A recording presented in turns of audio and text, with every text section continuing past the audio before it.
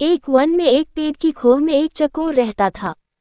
उसी पेड़ के आसपास कई पेड़ और थे जिन पर फल व बीज उगते थे।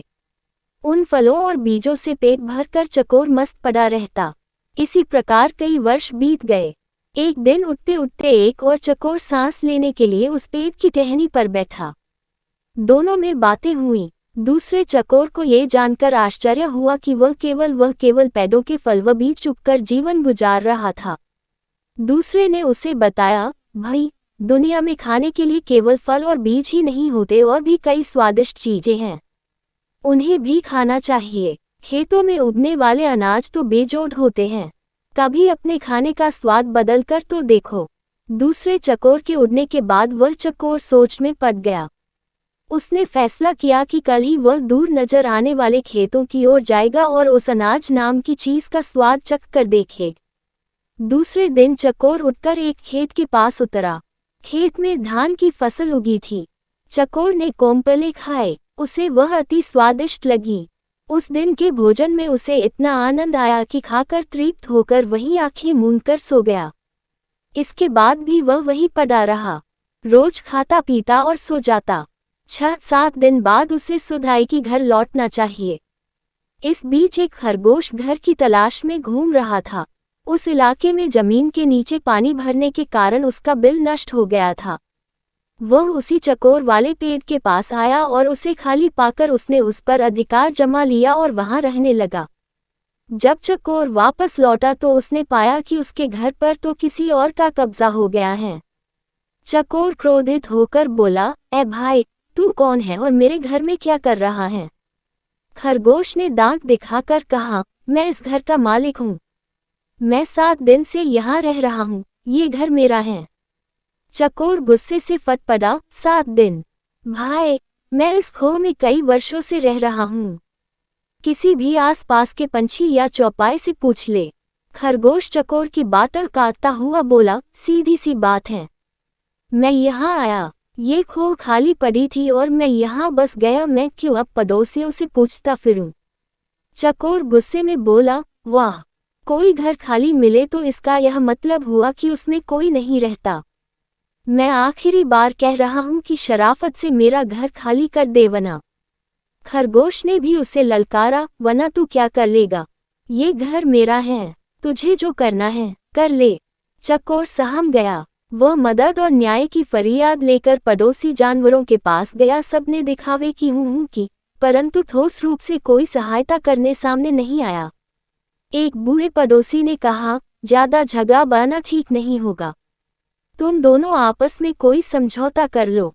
पर समझौते की कोई सूरत नजर नहीं आ रही थी, क्योंकि खरगोश किसी शर्त पर खोह छोड़ने को तैयार नहीं था। अंत में लोमड़ी ने उन्हें सलाह दी, तुम दोनों किसी ज्ञानी ध्यानी को पंच बनाकर अपने झगड़े का फैसला उससे करवाओ। दोनों को ये सुझाव पसंद आया। अब दोनों पंच की तलाश में इधर उधर घूमने लगे। इसी प्रकार घूमते घूमते वे दोनों एक दिन गंगा किनारे आ निकले।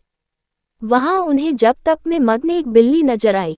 बिल्ली के माथे पर तिलक था, गले में जनेऊ और हाथ में माला लिए मृगछाल पर बैठी वह पूरी तपस्विनी लग रही थी।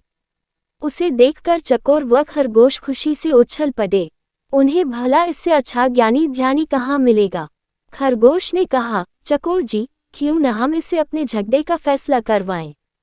चकोर पर भी बिल्ली का अच्छा प्रभाव पड़ा था, पर वह जरा घबराया हुआ था। चकोर बोला, मुझे कोई आपत्ति नहीं है, पर हमें जरा सावधान रहना चाहिए। खरगोश पर तो बिल्ली का जादू चल गया था। उसने कहा, अरे नहीं, देखते नहीं हो, ये बिल्ली सांसारिक मोह माया त्याग कर तपस्विनी बन गई हैं। सच्चाई तो ये थी कि बिल्ली उन जैसे मूर्ख जीवों को फांसने के लिए ही भक्ति का नाटक कर रही थी। फिर चकोर और खरगोश पर और प्रभाव डालने के लिए वह जोर जोर से मंत्र पढ़ने लगी। खरगोश और चकोर ने उसके निकट आकर हाथ जोड़कर जयकारा लगाया, जय माता दी, माता को प्रणाम। बिल्ली ने मुस्कुराते हुए धीरे से अपनी आंखें खोली और आशीर्वाद दिया, आयुष्मान भव। तुम दोनों के चेहरों पर चिंता की लकीरें हैं, क्या कष्ट है तुम्हें बच्चों? चकोर ने विनती की, माता, हम दोनों के बीच एक झगड़ा है, हम चाहते हैं कि आप उसका फैसला करें। बिल्ली ने पलकें झपकाई, हरे राम हरे राम। तुम्हें झगड़ना नहीं चाहिए, प्रेम और शांति से रहो। उसने उपदेश दिया और बोली, खैर बताओ तुम्हारा झगड़ा क्या है।